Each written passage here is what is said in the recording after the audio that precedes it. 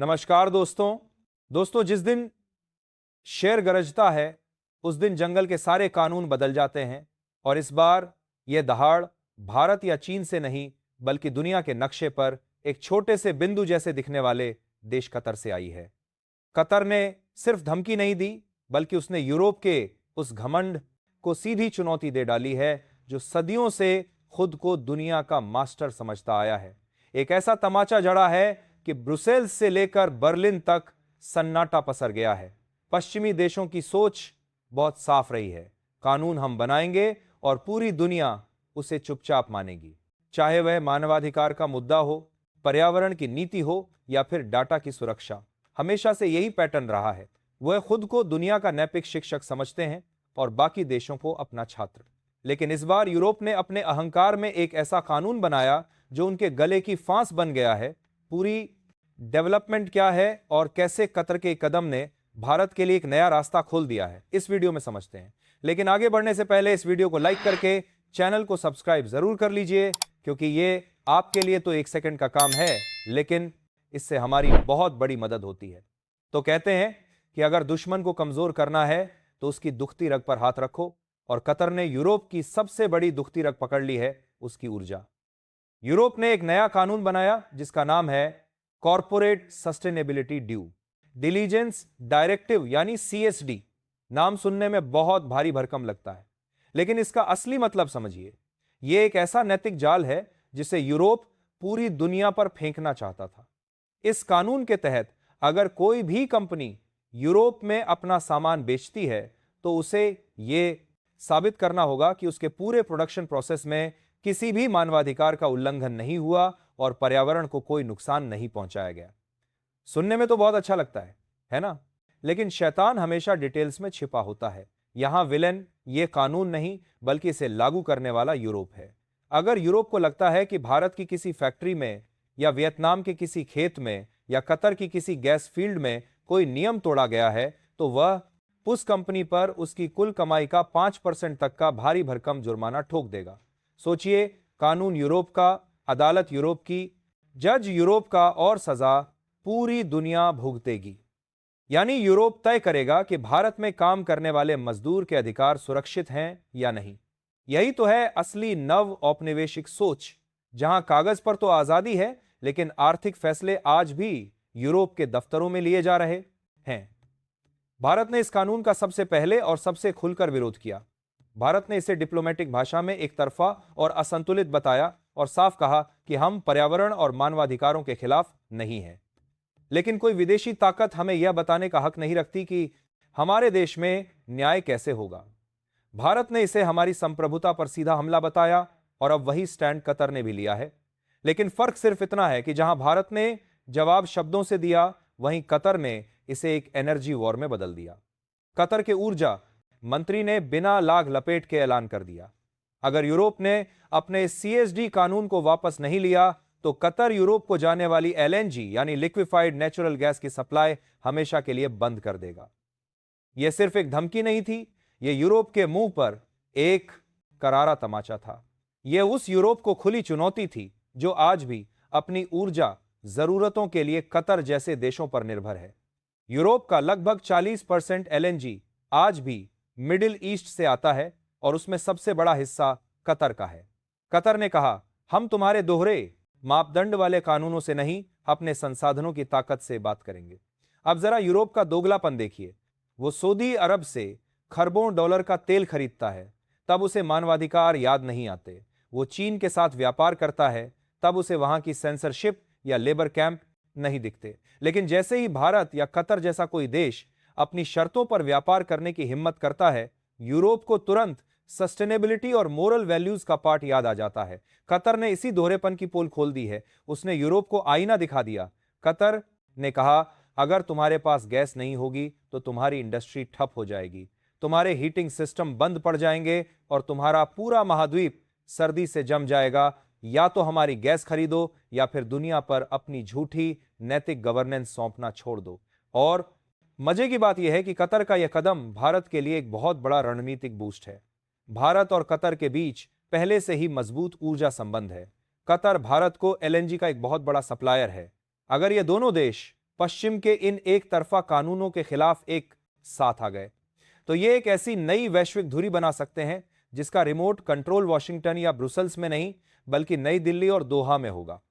खैर, वो कहते हैं ना, जब कमजोर उठ खड़ा होता है तो ताकतवर की घबराहट साफ दिखती है, और आज यूरोप की वही घबराहट दुनिया देख रही है। कतर ने तो दुनिया को सिर्फ एक चिंगारी दिखाई है, लेकिन असली आग तो भारत अपने ही घर में जला रहा है। एक ऐसी आग जो आने वाले सालों में डॉलर के साम्राज्य को पिघवा कर रख देगी, और यह आग है भारतीय रुपए की ताकत, जो अपनी मुद्रा पर भरोसा करना सीख गया, वही असली आजाद हुआ। आज की यह खबर सिर्फ 1 रुपए की नहीं, यह खबर है भारत की आर्थिक स्वतंत्रता के ऐलान की, क्योंकि आज जो काम रिजर्व बैंक ऑफ इंडिया यानी आरबीआई कर रहा है, वह आने वाले वक्त में भारत को उस मुकाम पर ले जाएगा जहां डॉलर का वर्चस्व भी खतरे में महसूस करेगा। जब पूरी दुनिया में डॉलर को लेकर अनिश्चितता बढ़ी हुई है, अमेरिका की ब्याज दरें ऊपर नीचे हो रही हैं और कई देश आर्थिक दबाव में घुटने टेक रहे हैं, तब भारत का केंद्रीय बैंक चुपचाप लेकिन पूरी रणनीति के साथ भारतीय रुपए को एक इंटरनेशनल करेंसी बनाने की नींव रख रहा है। आरबीआई का यह कदम अचानक नहीं आया है। आरबीआई का यह कदम अचानक पिछले कुछ महीनों में एक के बाद एक ऐसे फैसले लिए गए हैं जो धीरे धीरे भारतीय करेंसी को ग्लोबल बाजार में पहचान दिला रहे हैं।